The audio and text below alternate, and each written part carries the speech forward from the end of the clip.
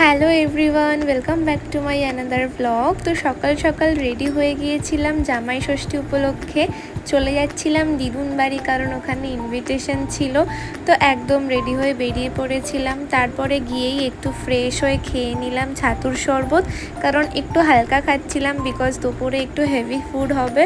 তো তারপরে খেয়ে দিয়ে ফ্রেশ হয়ে দেন বসে পড়েছিলাম লাঞ্চ করতে। খাবারে ছিল ফ্রায়েড রাইস, আর তার সঙ্গে ছিল স্যালাড, আর এখানে ছিল মাটন কষা, আর দেন ছিল আমের চাটনি, যেটা আমার খুব পছন্দের। আর ছিল মিষ্টি, যেহেতু মিষ্টি আমি অতটা ভালোবাসি না তাই একটু অল্পই খেয়েছি।